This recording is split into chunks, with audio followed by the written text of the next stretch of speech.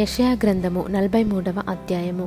అయితే యాకోబు, నిన్ను సృజించిన వాడగు యెహోవా, ఇశ్రాయేలు, నిన్ను నిర్మించినవాడు ఈలాగు సెలవిచ్చుచున్నాడు. నేను నిన్ను విమోచించియున్నాను, భయపడకుము, పేరు పెట్టి నిన్ను పిలిచియున్నాను. నీవు నా సొత్తు. నీవు జలములలో బడి దాటునప్పుడు నేను నీకు తోడయుందును, నదులలో బడి వెళ్ళునప్పుడు అవి నీ మీద పొర్లిపారవు. నీవు అగ్ని మధ్యను నడుచునప్పుడు కాలిపోవు, జ్వాలలు నిన్ను కాల్చవు. యెహోవానగు నేను నీకు దేవుడను, ఇశ్రాయేలు పరిశుద్ధ దేవుడనైన నేనే నిన్ను రక్షించువాడను. నీ ప్రాణరక్షణ క్రయముగా ఐగుప్తును ఇచ్చియున్నాను, నీకు బదులుగా కూషును సెబాను ఇచ్చియున్నాను. నీవు నా దృష్టికి ప్రియుడవైనందున ఘనుడవైతివి. నేను నిన్ను ప్రేమించుచున్నాను గనుక నీకు ప్రతిగా మనుషులను అప్పగించుచున్నాను, నీ ప్రాణమునకు ప్రతిగా జనములను అప్పగించుచున్నాను. భయపడకుము, నేను నీకు తోడయున్నాను. తూర్పు నుండి నీ సంతానమును తెప్పించెదను, పడమటి నుండి నిన్ను సమకూర్చి రప్పించెదను. అప్పగింపుమని ఉత్తర దిక్కునకు ఆజ్ఞ ఇచ్చెదను, బిగబట్టవద్దని దక్షిణ దిక్కునకు ఆజ్ఞ ఇచ్చెదను. దూరము నుండి నా కుమారులను, భూదిగంతము నుండి నా కుమార్తెలను తెప్పించుము.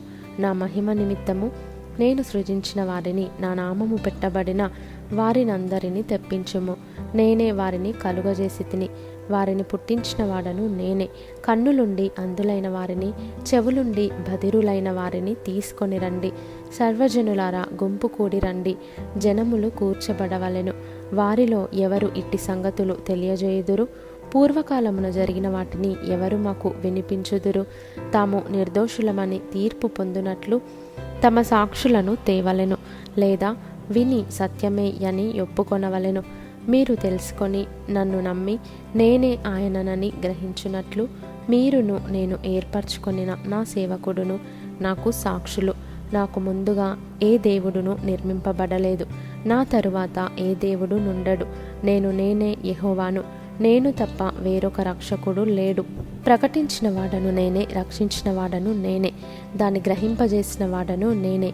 ఏ అన్యదేవతయు మీలో నుండి ఉండలేదు. నేనే దేవుడను, మీరే నాకు సాక్షులు. ఇదే యెహోవా వాక్కు. ఈ దినము మొదలుకొని నేనే ఆయనను, నా చేతిలో నుండి విడిపించగలవాడెవడునూ లేడు. నేను కార్యము చేయగా త్రిప్పివేయువాడెవడు?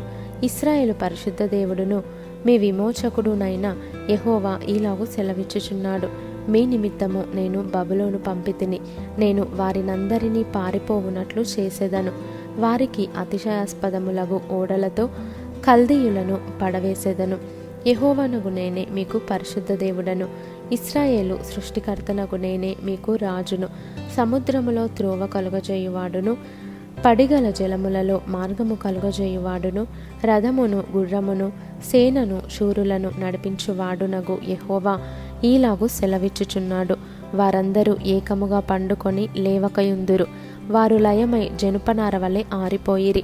మునుపటి వాటిని జ్ఞాపకము చేసుకొనకుడి, పూర్వకాలపు సంగతులను తలంచుకొనకుడి. ఇదిగో, నేనొక నూతన క్రియ చేయుచున్నాను, ఇప్పుడే అది మొలచును. మీరు దానిని ఆలోచింపరా? నేను అరణ్యములో త్రోవ కలుగజేయుచున్నాను, ఎడారిలో నదులు పారజేయుచున్నాను.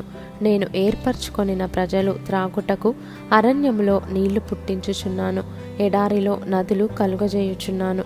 అడవి జంతువులను, అడవి కుక్కలను, నిప్పుకోళ్ళును నన్ను ఘనపరచును. నా నిమిత్తము నేను నిర్మించిన జనులు నా స్తోత్రమును ప్రచురము చేయుదురు. యాకోబు, నీవు నాకు మొర్రపెట్టుటలేదు. ఇశ్రాయేలు, నన్ను గూర్చి నీవు విసిగితివి గదా. దహన బలులుగా గొర్రెమేకల పిల్లలను నా యొద్దకు తేలేదు. నీ బలుల చేత నన్ను ఘనపరచలేదు. నైవేద్యములు చేయవలెనని నేను నిన్ను బలవంత పెట్టలేదు. ధూపము వేయవలెనని నేను నిన్ను విసిగింపలేదు. నా నిమిత్తము సువాసన గల లవంగపు చెక్కను నీవు రూకలిచ్చి కొనలేదు. నీ బలి పశువుల క్రొవ్వు చేత నన్ను తృప్తిపరచలేదు, సరే గదా. నీ పాపముల చేత నీవు నన్ను విసిగించితివి, నీ దోషముల చేత నన్ను ఆయాసపెట్టితివి. నేనే నా చిత్తానుసారముగా నీ అతిక్రమములను తుడిచివేయుచున్నాను. నేను నీ పాపములను జ్ఞాపకం చేసుకొనను. నాకు జ్ఞాపకము చెయ్యుము, మనము కూడి వాదింతము. నీవు నీతిమంతుడవుగా తీర్చబడినట్లు నీ వ్యాజ్యమును వివరించుము. నీ మూల పితరుడు పాపము చేసిన వాడే, నీ మధ్యవర్తులు నా మీద తిరుగుబాటు చేసిన వారే. కావున నేను ప్రతిష్ఠితులగు నీ ప్రధానులను అపవిత్రపరిచితిని, యాకోబును శపించితిని. ఇశ్రాయేలును దూషణ పాలు చేసి తిని.